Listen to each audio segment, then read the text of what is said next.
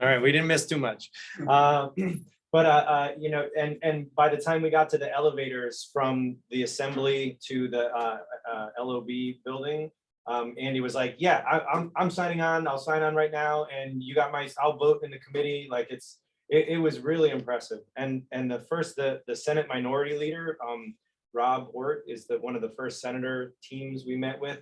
And we met with, it was 2 women, and the one woman was basically the chair of something. I can't remember right now. It was, like, everything happened so fast, but Madison and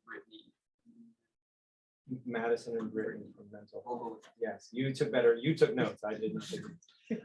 But it was really, really overwhelmingly positive. And the only Anthony Palumbo's office, when we first started with them, who they were a little reticent and kind of confused, but then once we started talking about, you know, the fact that we're you know, encouraging a medicinal model first, we really had no idea that there were research or medicine, you know, used as a medicine. So that was an amazing conversation, and that office gave us, I think, 4 Republican assemblymen who might be open to talking to us and also sponsoring the bill.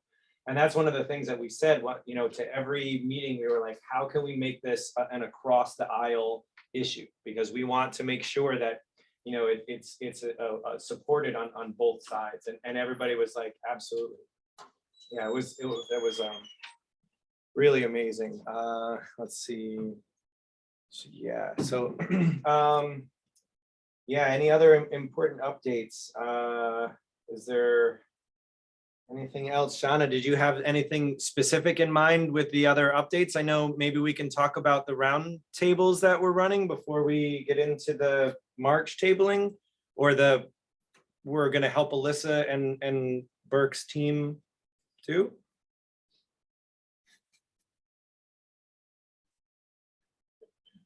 Shauna, are you in a spot where you can speak? Sorry, I'm literally just getting in a spot where I can talk. I've been on text. Well, I also had questions about whether you followed the script that we wrote. Did that work?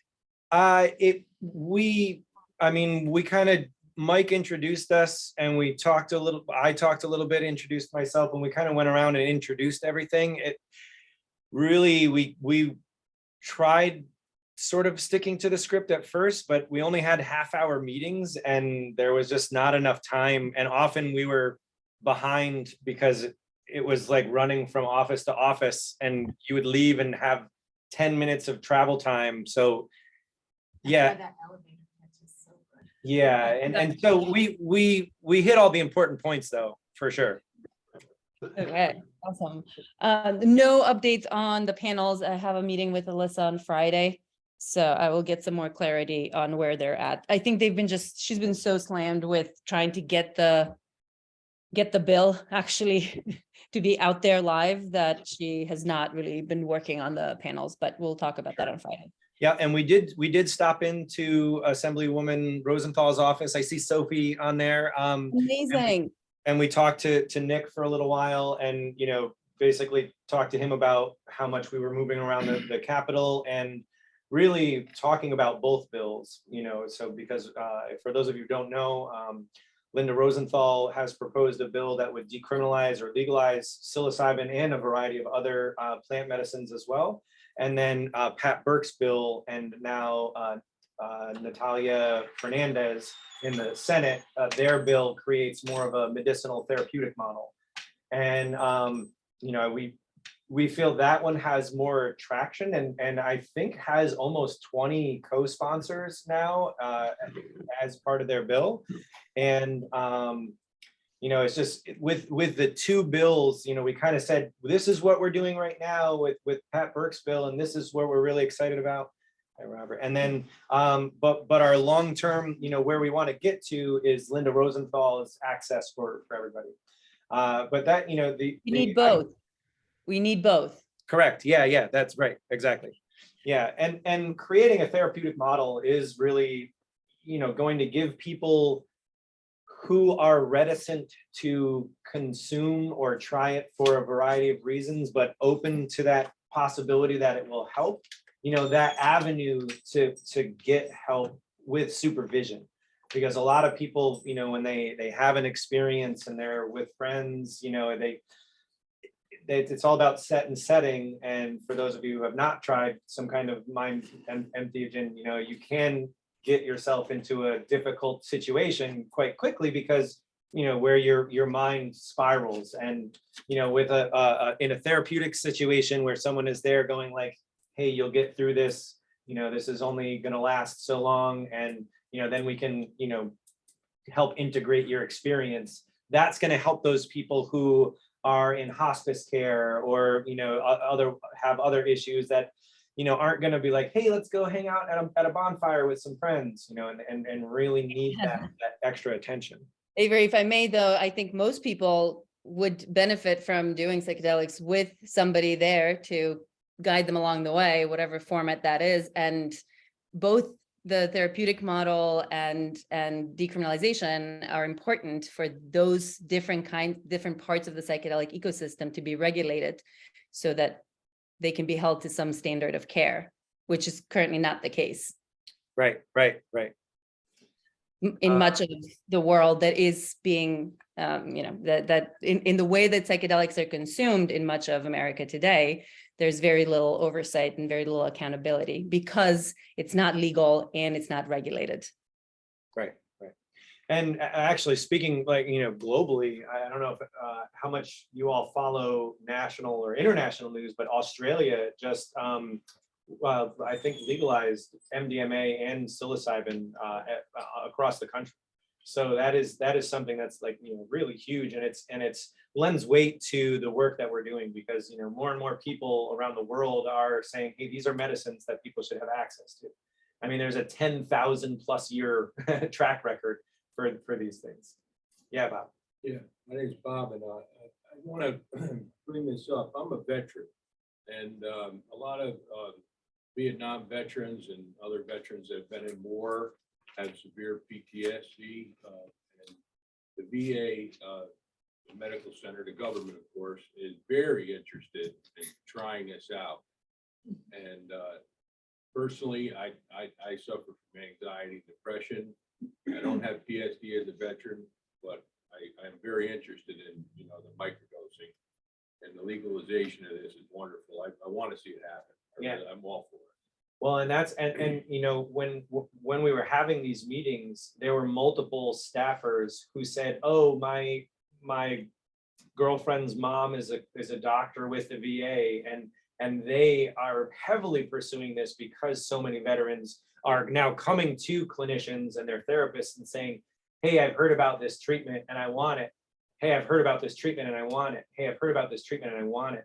And that is what is going to help build the wave up until it just flows over, and they'll have no choice because it's something. On that note, also, I wanted to bring up, I did see my primary care, and he read this book that you sell here at your store, and he's all for it. And tomorrow I'm going to go see the mental health person there, who's a psychiatrist who prescribes meds. And I'm going to, at 10:30 tomorrow morning, I'm going to have an appointment with her and discuss this with her, also show the book.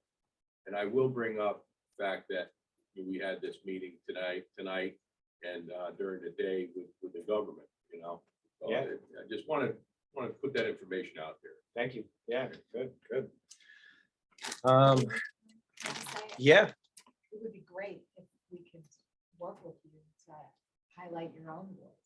Oh, absolutely. Because I think what we're hearing is when Joe walked in, Joe is one of the people that my office lobby visits today and shared his own experience with 9/11. It had a tremendous impact on lawmakers. And so if you're willing to share your own story, that would be Oh, you're welcome. No Yeah, problem. and- I'm all for it. And Senator Fernandez, after hearing Joe's story and Etienne's story, she wants to run a hearing and have people come give their testimony at a larger level. So that is going to be something that's going to really help move the needle. And Joe, obviously, he has been putting in the work and has been critical in advocating for this change. And it's definitely something that if any of you do know anyone else who is either already open or already using psilocybin and benefiting from it, that we want to know so that we can help them convince the other lawmakers, sign on to this bill. And I mean, imagine if we got like a unanimous vote. Like, I know that's super dreamy, but like that'd be incredible. If I may, like the idea that they might hold a hearing is no small thing, because in other states, hearings are a matter of course. In New York, they're not. Oh, So bills don't actually get hearings. So a lawmaker that offers to hold one, that's actually a big deal. yeah, and Assemblywoman Farah Souffrant Forrest, her staffers, we didn't actually meet with her, but her staffers were like, we want all of the talking points because Assemblywoman Souffrant Forrest will be talking at these hearings and wants as much ammunition as possible to be able to speak to the efficacy of psilocybin and other psychedelics as a medicine. And she's a nurse. And she's a nurse, right? That's what. Yeah. So that was. I mean, it was really the only question that one staffer had. It was a graduate staffer and she was like, "Well, what hurdles do you see?" Because nobody that we spoke to like said, "Oh, this is going to cause a problem," or "This is going to cause a problem," and it was really incredible. And so the only hurt, like I spoke with Rensselaer County Sheriff Rousseau. So last month's meeting, we were supposed to have a lawmaker or a law enforcement panel, and we had invited state troopers, City of Troy Police, Rensselaer County Sheriff, and the Rensselaer County DA, and all of them declined to attend. But Sheriff Rousseau actually called and had a 15-minute conversation with me about psilocybin and the changing laws. And he was like, "Well, I'm in a controlled setting. I'm all for it, absolutely. My only concern is a potential rise in DUIs. Obviously other people endangering people." And so that's the only thing that I was able to mention, because obviously if you are here advocating for this, you most likely are aware that psilocybin is very non-toxic, and the only difficult thing could be having that challenging experience and not being able to like pull yourself out. So any questions about anything so far? Not a question. But my name is Alexander Heimwitz. I'm an attorney in New York City, doing cannabis law. I just wanted to throw out a name. I'm not sure if I missed this, but George Goldsmith, who's the CEO of, can you guys hear me? Yeah. George Goldsmith, who's the CEO of Compass Pathways. I'm not sure who was just speaking about the veteran PTSD and anxiety stuff, but I know the phase 2, I think it's phase 2B actually at this point. It might be phase 3, I'm not sure, of the psilocybin treatment for treatment-resistant depression just, I think, like a matter of weeks ago, just passed phase 2B or 3. And I know that there's been a huge push from the financial standpoint, at least in, the Toronto Stock Exchange and the Canadian Stock Exchange, to really, push the pharmaceutical routes. And I know that there's other issues that intertwine with this, but an interesting route for at least getting some meetings would be the financial interest aspect. Passing through the budgetary process. Yeah, well, that's one of the things. Pat Burke's bill, if you haven't taken a look at it, and Senator Fernandez both have a financial component to them, because they create a fund to allow low income and people in need access to a psilocybin treatment with the anticipation that insurance isn't going to cover it and it's going to be rather expensive. So they are creating a fund, and that is something that they are talking about already. Yeah, but that's great. Amazing. Responding to the DUI aspects, we should look at the Denver statistics and see if there's been any increase in Denver with decriminalized, as well as the other cities around the country that have decriminalized, and compare their statistics for DUIs, and they're gonna be flat. from what Yeah. I understand. Yeah, that's a good idea. Yeah. So we're at the beginning of February, and we have one more NYMHA meeting before the end of March. But the next item on the agenda is the tabling event from March 20th through the 24th. And so for those of you who don't know, we have those 5 days set aside to with 12 tables in the corridor where you walk to get into the office building where all their offices are. And we are filling those tables with people in various groups. We have Kevin from the Cluster Busters and Joe, I believe, are someone is going to be there from the Cluster Busters. Collar City Mushrooms is going to have a table. We have someone from the Hudson Valley Psychedelic Society, right? Or Corinne, do you want to give a lowdown of what we already have and what we need? I don't have the list of who we already have, but we need about 5 more organizations that are willing to come to the Capitol, display your materials, education about plant medicine, specifically psilocybin. The event is called Spotlight on Mental Health Alternatives, and Assemblymember Burke's office arranged to allow us to have these tables. And the idea is to provide really easy to digest educational materials to lawmakers, because they pass by that area at least 4 or 5 times a day. So if each organization like Collar City Mushrooms has a display out with a sign about who they are, literature about psilocybin, and some eye-catching materials that get lawmakers to come over, that's the idea, is to just do education with lawmakers. So if you're affiliated with an organization that wants to snatch one of these tables up, we'll work with you to make sure that you have everything you need to have a successful interaction with lawmakers that day.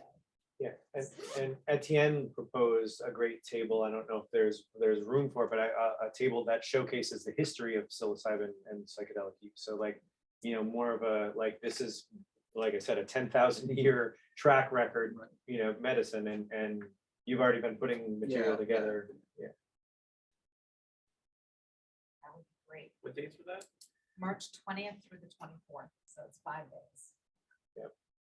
Yeah, and from what we heard at the meetings today, the people we spoke with are going to be talking to other assembly members and senators. And we mentioned that week-long thing, and they were like, oh, I'm gonna make sure this person stops by. Oh, this is gonna be so great. You know, they are really excited about getting the information. And that was one of the things, you know, one of the other takeaways that I have is like, people are just operating under the misinformation that has been perpetuated, and seeing through those stereotyping eyes. And once we started talking about how impactful psychedelics are as a medicine and the different ways that they can help people, I mean, people went from sitting back like this to like, oh my God, and like, oh, people need this, you know. That it was, by the end of every meeting we had today, it was like it was just so exciting to see that change, unless they were already before. I have a question, Avery. How are we to like listen to people's testimonies? Is there a way that we can read testimonies, listen to testimonies about people who have used psilocybin as a medicine to help them with their anxiety, depression, and etc.? Yes, so that was another thing with the March 20th through the 24th. I reached out to Stephen Apcon with Reconsider, and he did confirm that we can use all of their video material, which includes interviews with nurses, police officers, and veterans. And he was like, well, let me know how you want the files, because instead of just ripping them off of their Vimeo channel, they want to send us the actual like high res files so that we have the best quality files. And he wants to, he asked how else they can help. So maybe we can even offer them a table, Corinne, as an organization. It's worth also checking out the NYMHA Foundation. They do oral histories of psychedelic trips. I think there's a way to sort on their site by location, so you may be able to identify people who have given oral histories of their lifelong journey of psychedelics and see if they're in New York State and ask them to give testimony. But it's an amazing way to just get a really wide sense of what different people live very different lives, how they approach psilocybin and what's meant to them. That's, can you email spell that? Yeah, yeah. It's NIKEAN, I believe, the NYMHA Foundation. Does that also include microdosing, or is that Yeah. just macrodosing under supervision? It's all different kinds of people who use it in lots of different ways. They spoke at the Horizons conference this year. Yeah. And gave a really amazing presentation. Cool, yeah. Yeah, and Bob, we are starting to populate the NYMHA, the New Yorkers for Mental Health Alternative website, with testimony. So we had Jesse Gould from Heroic Hearts on there, and I just put in Joe McKay's testimony this morning. So, you know, I will be putting any other testimony that we get that feels impactful, you know, on that site. Let's see, and so Corinne, are you in charge of like coordinating the tabling event? Yeah, Jana and I are working together on that, but people should reach out to me. If they Okay. want to sign up, then I'll share the list of like how to get prepared for that day, Okay, for that week. yeah, great. And I also think Taylor can help too with the tabling event and coordinating, because I'm stretched thin. Okay, and is that Taylor Masterson? You're on this call right now, yeah? Yeah, I don't know if she's been able to speak. Yeah, I am. And I'm working on putting the application link in the chat. Okay, thank you, Any Taylor. other updates, Taylor, from you? Not right now. Great. Okay, So we'll send around. And I have, With the notes from this meeting. yeah. So if you're on our emailing list, you'll get that information with these notes and everything. So yeah. So the next item on the agenda is the change.org petition, which Aaron and Jana and I kind of were negotiating. Oh, yes. Question, I think. Say one of the things that's been interesting, I've done about 1,000 medical marijuana certifications. And one thing that's totally different about this movement is there's actually literature out there on psilocybin. A lot of good medical literature showing, it was just published this month, the first real placebo prospective trial of one dose. This are a fairly large study to show how effective it was for 2 weeks in a single dose. So point is, maybe you'll go with doctors for psilocybin.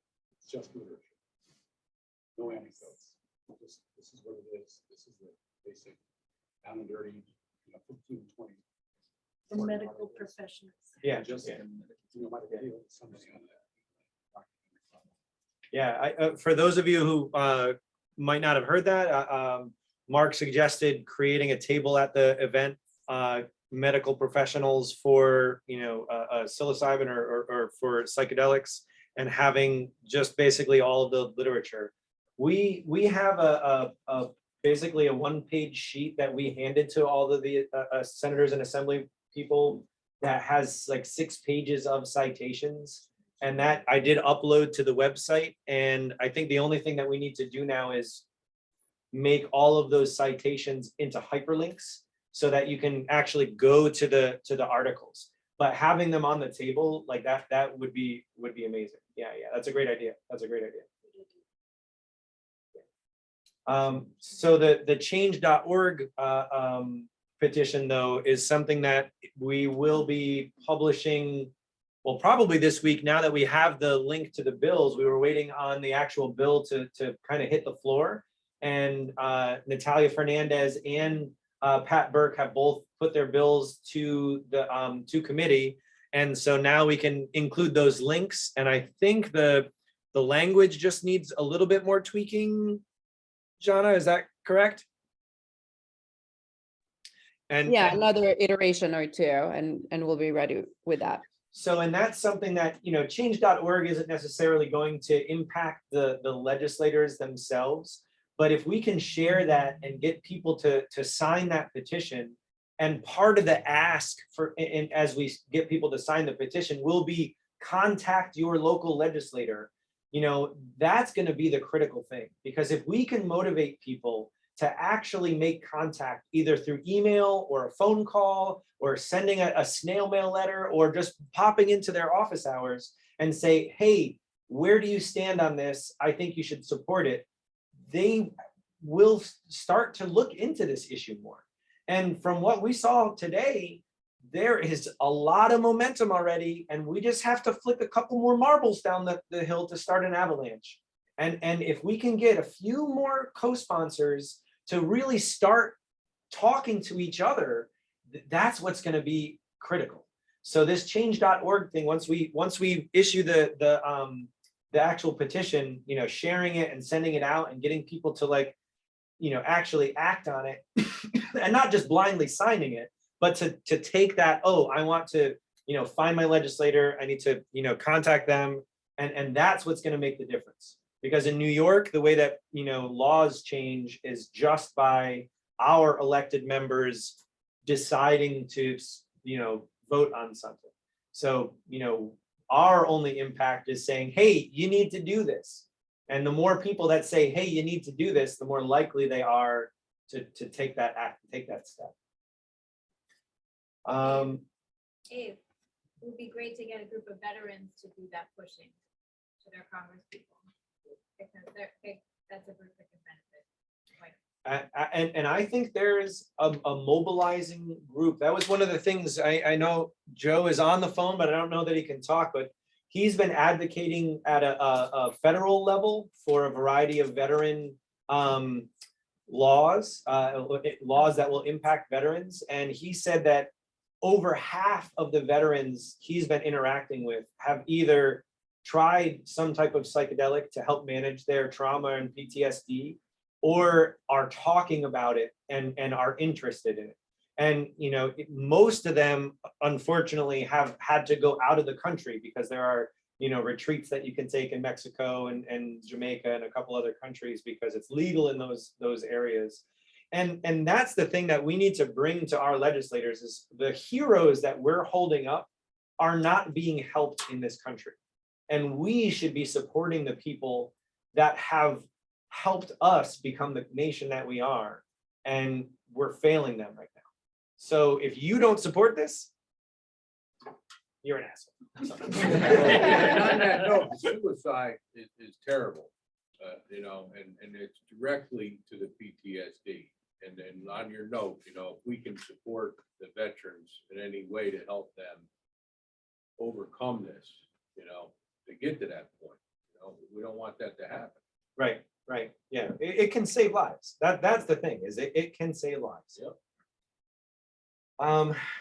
Yes, Avery. Yeah, Avery, thank you. To that note, have you guys had any contact with the Wounded Warrior Project? The Heroic Hearts Project, we have Wounded Warrior. Wounded Warrior Project it's also a similar veteran-based sort of brotherhood aid group, and I know that they've done a lot of work throughout the years with helping veterans navigate what is a very, what can be a pretty opaque way to find, this medicine and this therapy. And I know that there is a presence, certainly in the Hudson Valley corridor, of members of the Wounded Warrior Project. And I think that would be a great place to get access to a number of veterans, some of whom are, here local, Yeah, always fantastic. constituent voices. So Yeah, that's what one of the most impactful voices I heard was a retired state trooper and Army Special Ops and 9/11 responder all in one package. Unfortunately, he works in a high clearance government and can't be open about his use, but he is microdosing and is working with Jesse Gould to go have a psychedelic experience out of the country. But I mean, he, with tears in his eyes, said if only the state troopers that I supervised had access to this medicine, they may not have taken their own lives. You know, it's like this has saved my life, and I wish it could have saved theirs too. You know, and that's, you know, we get people like that to talk to our legislators. That's where it's those personal stories that are really going to make the difference. So, Avery, are you, do you have a contact with the Wounded Warrior Project? Like, Could you, yeah, we've done some compassionate care work in California in medical cannabis, so I can Yeah, work on that. that Can would be connect great. later. Cool. and so some NYMHA organizational structure bits of information. Unfortunately, Ruchi, who is a board member of NYMHA, had to resign due to personal reasons. So we now are a board member down. So, you know, I'm not expecting anyone to leap forward right now, but we do need to fill that position. And it wasn't like a specifically assigned role. She was also the chair of the IT and communication committee. So that's kind of struggled a little bit. But we are looking for one more person to help guide NYMHA into assisting the lawmakers in making the right decision. So if anyone is interested, you know, please let us know offline.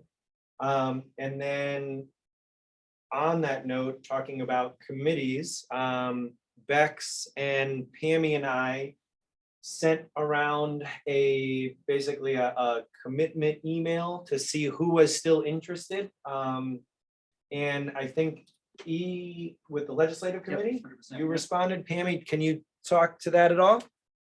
Yeah, I can. So with Ruchi not being available, that kind of spurred the conversation of who is available to fill the role.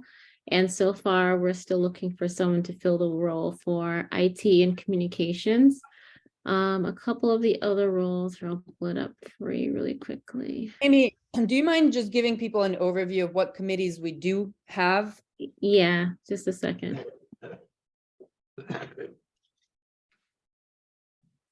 Pull it up right now.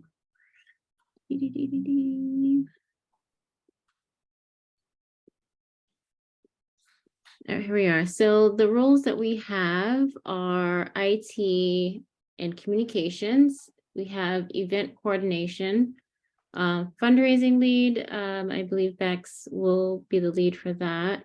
Marketing and graphic design, and legislation, which is led by Etienne. So IT, event, and marketing / graphic design are basically the three areas where we'll need a lead to help kind of bring us forward. I guess from now, since we started NYMHA, we've kind of been all pulling together, banding together to, you know, build things as best as we could. But we would really love to have committees for these very specific tasks. So if we need something, we have someone to call and say, hey, we need a one-pager, or hey, we need a pamphlet or something like that.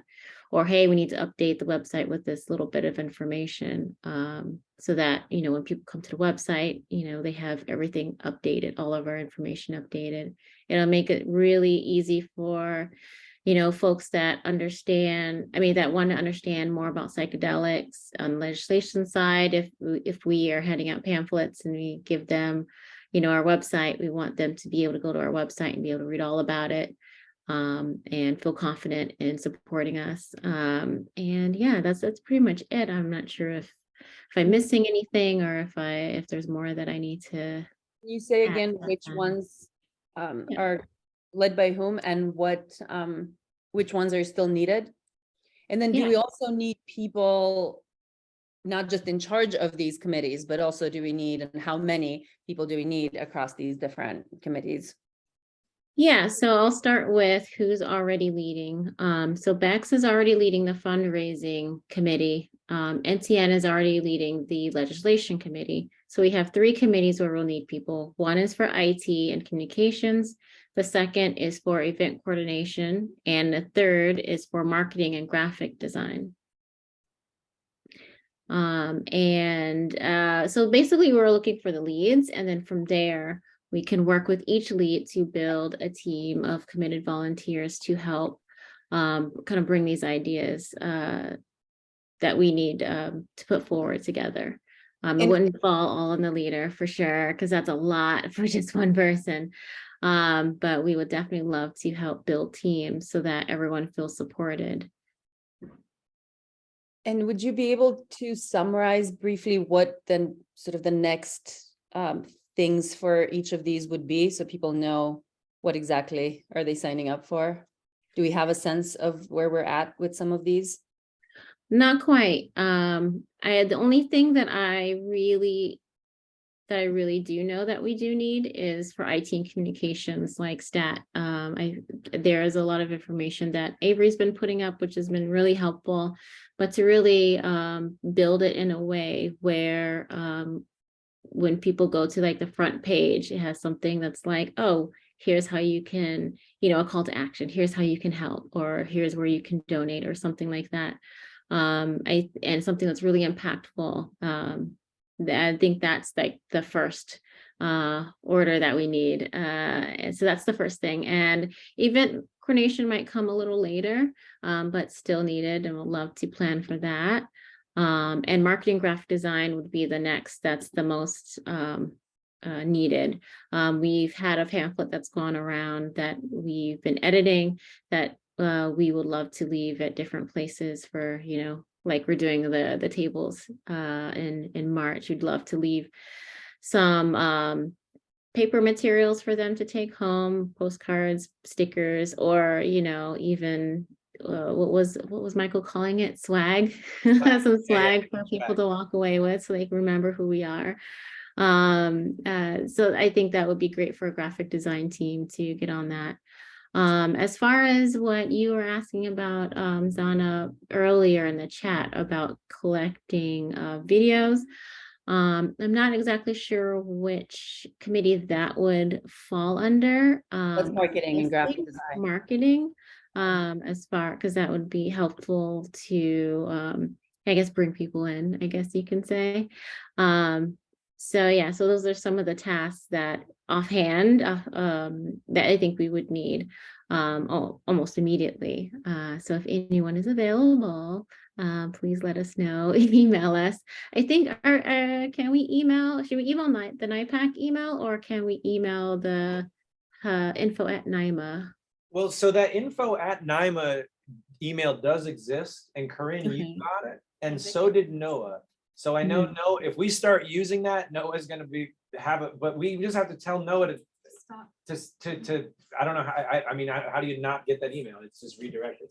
So I would say let's use that info at NYMHA, because that's one of the other things that we're going to talk about a little bit further on is focusing more on New Yorkers for mental health alternatives instead of the New York Psilocybin Action Committee, because that was where we started, but we've grown so much, and the nonprofit organization that we organized under has a broader view. So I would like to stop sending official things to that NYPAC email. Okay, that makes sense. Can I just say one Yeah, so that email is info@nyma.com. Anything else? Yeah, I would love to Corinne- hear. Oh, sorry, Corinne has one thing. Yeah, Yeah. just building on what Pammy said, we're building this ship as we're almost trying to catch up with ourselves. And so We're already sailing and we don't have a ship. Right, right. So we really need people who have particular skills. So if you have graphic design skills, we need you, because we looked at our pamphlet that we had and we realized that pictures of mushrooms might not be the best thing, but a picture of people walking in nature, might be a good thing. So who out there can get us either a stock image or take a picture and upload that? So those are the kind of things that we need. We also need, for the fundraising committee, we all know that there's money out there. There are people who have money who want to see psilocybin legalized. How do we get that money? We need someone to think about how we can do fundraising. How do we do a fundraising pitch? How do we get meetings? How do we apply for money that's already out there? So if you've got any skills at all, we're going to find a way to slot you in to one of these committees. So if you're interested in doing more than just attending these meetings and getting the updates, let us know and we'll figure out a place for you in one of these committees. Yeah, and the events, I know for sure, like, that will dovetail together. So, we could do an event. And I know, David, you've offered your band's, talents to perform, and we'll probably make you cook food too. But, so it is something that if we can put some things together and get them on the calendar, I know that we can mobilize people to support them. Absolutely. Sorry, Jana, No, I wanted to ask Bex if she has some updates on where some ideas around fundraising, if we have, or any needs, any specifics, since we have someone on that committee, someone leading that committee. Hi, yeah, no updates from me. I am still trying to get a handle on the treasurer duties, so I'm hoping to have some events and fundraisers planned for the spring. One very exciting thing we have up and running is our PayPal, and then eventually that will be linked to Venmo. So that's a good foundational aspect that we have checked off. So maybe for the tabling events we're doing and stuff, we can have that QR code to the PayPal out just so people know that we are accepting donations. And get rolling on that. So yeah, sorry there's not more, but I could use a few hands for help. And I'm excited for spring events. I feel like we could have something going for like May and June. Yeah. Awesome. How many people do you need, and any particular skills? I mean, event coordination and fundraising kind of go together. So anyone who's organized or has any ideas, even just things that people would want to go to and spend money at, I don't know. Coordinating with local businesses could be another angle we take. So Well, Bex, you gotta talk about your fungi run. Oh, that old an idea for creating a 5K in the shape of a mushroom and getting people to, like, on the streets, and that I think that's a great idea. Yeah. So that was my small stroke of genius, but we'll see if anyone has any planning skills with executing a 5K fun run shaped like a fungi, and where we might be able to do that in Albany or Troy. Let's make that happen, because I think it would be so much fun, and that could really bring in some more awareness. Professor, I see you have your hand up. Oh, you're muted. Hold on. Yeah, hi. I'm Professor Mushroom, and it's a kind of a jokey name, but I teach people how to grow mushrooms. That's kind of my thing. I do it out of Ann Arbor. I operate out of Ann Arbor, but I'm like a Johnny Appleseed of running around the country. And just as a reflection, I was in Rochester in January with, I helped the Western New York Psychedelic Society get a little meeting together at a home too, and we had a little grow workshop. We had 70 people show up. It was way more than Brittany and Lexi had expected, and it worked out really well. We got enough donations to pay for the room and get a little extra coin, give it back into the group. So just to let you know, grow workshops are really good fundraisers, and everybody has a good time. Yeah, I'm willing to do some. yeah. So if there is interest, I've got people down in Kingston and Poughkeepsie. We'll be happy to do a grow workshop for you guys up there and generate some funds for you. We are at a mushroom farm where we grow all the mushroom. So we can have that covered, but we would love any other involvement that you. Then I'll just pass on the idea. They because I've experimented with Ann Arbor at microdosing and safety tips, and grow workshops really attract people. So I don't know why we didn't think of that. They're golden. Yeah. Yes, Bob. On the other note, the different mycological associations we have in the capital district here and throughout the state, how are we with connecting with those specific associations? Yeah, that's actually one of the things I'm going to talk about. 2 more items down on the list. That's a great question. Great question. Yeah, so these are all great ideas. Thank you, Professor Mushroom. That was a phenomenal suggestion. That's like kind of a head slapper there for me. Does anyone else have any anything to add to fundraising? Okay, so the next item is just about rebranding. And so for those of you who have recently joined us, in 2022, it was last year we did the symposium, Corinne. Man, it feels like a long time ago already. So last year, we put together the first statewide symposium on psilocybin, and we had Assemblymember Rosenthal and Assemblymember Burke and a variety of other lawmakers, clinicians, and people involved in advocacy.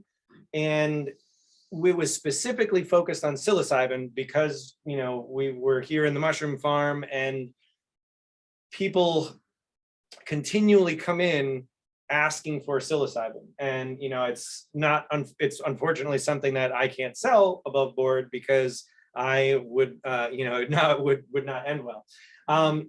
So we put this symposium together, and, you know, out of that, we developed the New York Psilocybin Action Committee, realizing that there are so many people making noise all over the place and holding integration circles and creating safe spaces like the Brooklyn Psychedelic Society. If you're not familiar with them, they're creating a whole psychedelic co-op thing, and they have psychedelic, you know, trip Tuesdays where people talk about their experiences, and they're doing a lot of fantastic things. But no one that we found was actually connecting people together and contacting lawmakers and creating a wave of change. So that was something that we decided was important. And so that's where the New York Psilocybin Action Committee came from. Noah, what's his last? Potter had started New Yorkers for Mental Health Alternatives as a 501c4. And he wasn't doing anything with it. And so he asked to, you know, several other people if they wanted to take it over. And, you know, we were one of the groups that were finally like, well, we were actually looking to start a 501c4. And he was like, well, here's one I have. And so that's how we transitioned from NYPAC to NYMHA. And so the New York Psilocybin Action Committee is now kind of us as focused specifically on psilocybin. So it's a committee underneath New Yorkers for Mental Health Alternatives. And so we're working on rebranding because that's a lot of verbiage to say when you're trying to tell people what you're from. And so we want to really make our message more concise. And that's why we're choosing to operate under New Yorkers for Mental Health Alternatives, because there's already a website, there's already, you know, a bunch of other, like the finance stuff was set up and the legal stuff was set up. So we're not completely dropping NYPAC, but we're holding that as a separate subcommittee and going to operate more under a broader stroke of just mental health alternatives. So we can talk about MDMA and we can talk about LSD and ayahuasca and other and what? And mescaline. But we definitely want to stress that we should exclude peyote. And that's one of the things that I want to make sure is on our, you know, front page, is that we're advocating for psychedelic accessibility, but allow the Native American Church to handle any peyote access on that. Yes. I just said mescaline, peyote is mescaline, so sorry about that. Well, but San Pedro is also mescaline, and there's a Yeah, variety of other ways Is to it specifically to peyote? It's just peyote, basically. The peyote gardens are a threatened resource right now. They're facing extinction. Any sort of outside pressures, even without the pressures from the outside, the gardens are at peril due to development and also poaching and climate change. So it is that the Native American elders have really been advocating that anyone advocating for accessibility exclude peyote, because it's endangered and it is sacred to their traditions, that, you know, from the Southwest there. And that's, I personally want to respect that, and I know we should get behind that. So What about on growing? Was there anything on that, or it's just? I think one of the problems is that there's a market, when people start to grow their own, then there's a market for people to find like original. So that was one of the things that was happening, was that they were going to the desert and then selling it to people. But the San Pedro cactus grows very, it's like a food grower. It's like a food. Yeah. I like that. Thanks, Will. So does anyone object to adding that excluding peyote to our verbiage?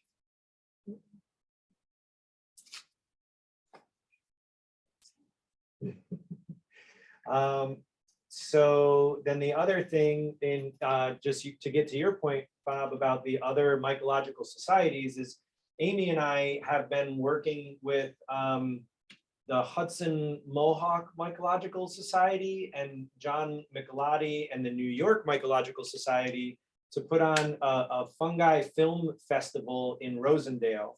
And so one of the things that we are going to have is a panel on psilocybin. So I'll be moderating a panel on psilocybin at this fungi film festival down in Rosendale. And on June 17th, right, Amy? So last year was their first film festival, and they screened 4 feature-length films, and we caught 2 of them, and it was a great time. And there was an extra ticket for dinner, and the meal was very underwhelming, which is one of the reasons we got involved, having grown culinary mushrooms and been passionate about eating mushrooms. And we were like, hey, if you're going to do this again, don't say you're going to have a wild mushroom medley and then serve one single uncooked, thinly sliced white button mushroom on a cold polenta puck. So that's why we got involved, and so it's really they're going to do a lot of mushroom identification walks, and they're going to do a bunch of different we're putting together a mushroom poetry reading. We're putting together a call for submissions for people who have created fungi films, and so there'll be a short film presentation as well as a few feature films. And so it's going to be a day-long event. And one of the things that I am now responsible for is putting together a panel on psilocybin. So that can be a discussion for another day, but that's something that we will be doing. And because Rosendale is only like 40 minutes out of the city, they are going to probably draw a lot more people from the city. So there'll be a nice crowd of mycologically friendly people from both up and downstate. So who's making the appetizers this time? We are still working on that, Corinne, and they I will gladly volunteer to help with that. Awesome. Yeah, Alana, I'll get you guys bacon. Good. Yeah, so that's one. So My Forest, we definitely want. I've been working with Jess to work on sponsoring, and so if anyone else is like an organization that wants to sponsor a table, they want to feature different mycologically friendly organizations as well and help spread the information, the news. So Amy and I are probably going to sponsor a table for Collar City Mushrooms and for NYMHA, NYPAC, or maybe we'll just talk about NYPAC. I don't know. But this is going to be a really exciting opportunity to kind of engage the greater mycological world as well as the psilocybin friendly world as well. And then the last thing is about swag. So yeah, we kind of, does anyone, we do want to create some takeaways for the legislators for this March 20th through the 24th, but also have things like stickers, or somebody mentioned masks, or if that's still a thing, or some kind of thing that we can have that people can take, a mushroom stress ball. Well, do you have that frisbee? Because we have the design that Oliver created. We could. Keychain would be nice too. A keychain, yeah. So and the unlearn everything too. For those of you who have not seen, we did a Mycelium Open disc golf tournament, and these were the disc golfs that are disc discs that they used and got as participants. And then there were tie-dyed versions that you got if you won something. So these were pretty cool. We do have some of these, but these are not really giveaways. No, wait, they're for sale. Yeah. But having, you know, I like the idea of a keychain or some little things, like maybe some patches or something, you know, we could do Small enamel pins. small enamel Show your pins. support. Yeah. Did you have something? I was just gonna say pens and pencils, if you're going to be handing things out to lawmakers, I can tell you, everybody loves getting extra writing utensils, so. Okay, yeah, good idea. So does So- someone want to be in charge of that? Of swag? Well, that would be the graphic design department, wouldn't it? We would really need to get that secured down if anyone has the skills to, and the know-how to bring some swag to life. Bring swag to life. Anyone? Bueller? We I can, can definitely try. Tammy, should people contact you if they're interested to be on any of these committees? Well, we have it to where people should email sorry, cat was sleeping, info@nyma.com. And I don't have access to that, but should we, until all of us have access to that, should we have a more accessible email? oh, Corinne said she has it, and I think if Noah starts getting overwhelmed with emails, then maybe he'll just shut it off. Yeah. So yeah, that's awesome. So let's move forward with that, and hopefully we'll get some additional help with that. And yeah, that's all our official agenda items. Does anyone have any other questions, comments, concerns, revelations, or cosmic insights that they'd like to share? Bob. I just got one simple question. And I haven't found the answer to this, and I'm sure there is. It's a simple question. How many types of psilocybin mushroom are there? Over 200. Over 200. Yeah, and some of them are, you know, they're not like they're pinellises, and so they don't start with that psilocybe, like psilocybe cubensis and psilocybe azurescens, and you know, there's a variety of psilocybe specific strains, and then there's a variety of other mushrooms that contain psilocybin as well that aren't the typical like blue staining kind of little. And you also have like your amanitas that have muscimol too. Muscimol is not the same. Yeah. Yeah. But there are other mushrooms that can impact your mental experience. Thank you. Yeah. Yes, Alana. I think if you taught a class on that subject, people would maybe as Ah, a fundraiser. yeah. Psilocybin 101. Something like that. I actually work in events, so like this is like what I do all night, every day. So whatever you guys need about that. But yeah, I run and organize and events. Awesome. Great. So we have someone that runs and organizes and books events that just volunteered, and we're handcuffing her to Amy. You're handcuffing her to that chair right now, right? Yeah. And we're not going to let her go until we get her information down. Amazing. Yes. Woo! Thank you. Fundraising idea could be, I don't know if you guys ever do like cooking classes. Like if you had a cooking class, not necessarily, of course, with psilocybin, but with mushrooms, to help raise money, you know, to be a fundraiser. Yeah, that's a great. So personally, I am teaching both a Mushrooms 101 class at Hudson Valley and a cooking class at Hudson Valley, but not, it wasn't with the eye of fundraising for NYPAC. And we don't have the capacity here yet to do a workshop like that.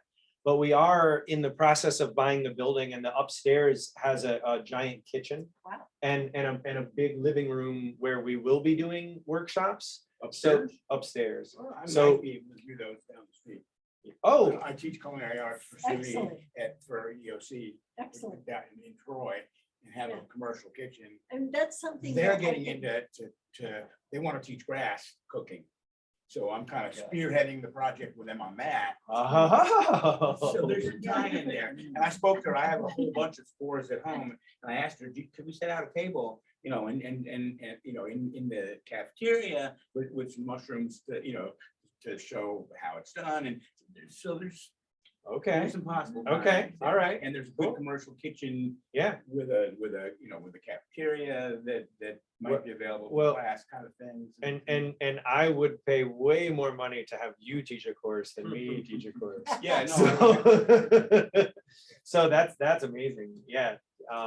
That's a great idea. And It's kind of like a value added thing Yeah. that a lot of like old school people like me, but you might be into a foodie experience. And yeah, then some of the proceeds go towards this. I love it. I love it. All right, we'll make these happen. Okay, if no one else has any other things, then Wait. Oh, Okay, go ahead. Where you go? Before we cut, could I get who mentioned that they could help with swag? Oh, you had the same idea. That was the same question. If whoever volunteered for whatever so far, if Pammy was Taylor. Taylor? Oh, okay, perfect. Okay. There was someone in the audience that volunteered. And is this for And so- general or just specifically for March 20th to 24th? Like, is that the deadline we're aiming to have it for? Well, that's the first really intensive thing that we would need immediately, but this is also for overall for going forward. Yeah. And I was also gonna mention, I don't think we mentioned that we really need also people to staff some of the tables that might, for the tabling event, even if it's not their organization, there might be people who set up a table from the organization, leave materials, but can't be there for all 5 days. So one possibility to have someone at those tables is also to have volunteers, you know, someone who's not necessarily involved with the organization, but we can give them the information that they need and they can at least be there as a person present for the tabling event. So I think it would be nice to have maybe a few people who can do that. Yeah, that'd be wonderful. And that, as I mentioned in the chat, that's something we'll also be reaching out tomorrow to Hudson Valley Psychedelic Society crowd for, which are, you know, they're much closer up there than where I'm currently at in Brooklyn. And also on the swag front, Jean and I are going to follow up about this, but I've already spoken to the people at Dr. Bronner's who do a lot of supporting of psychedelic therapy and stuff, and they've pretty much already committed to providing like single-use type stuff for the tables to give out. And I know they've done some branded like bottles of soap and other things that specifically promote psychedelic therapy. So we can ask them about sending some of those as well. That's awesome. Are they sending chocolates? They've sent me 2 boxes for like one was just because they sent them to nonprofit partners right when they launched them. And let's talk, Pammy, because I'm trying to think of like what's a valid reason for asking for those, because there's one type of those chocolates in particular that's like heaven. If we can get all the legislators to take a chocolate and try it, I think that would be amazing. Liquids that are not dosed, but I agree with you on both fronts. The spotlight event, March 20th through the 24th, is right before they approve the budget. So lawmakers are literally in that building almost 20 hours a day, and Right. they're constantly looking for snacks. I think these are So- snacks that would give them quite an experience. Yeah.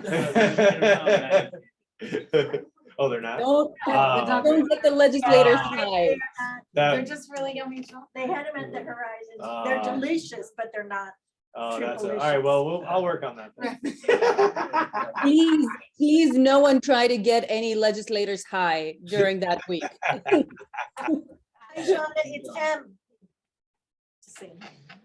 I imagine, Avery, that everybody that's on virtually is already on our mailing list. But if there's anybody here tonight that's not on our mailing list, or you want to sign up for a committee, come and see me and I'll just add you right to our database right here. Okay.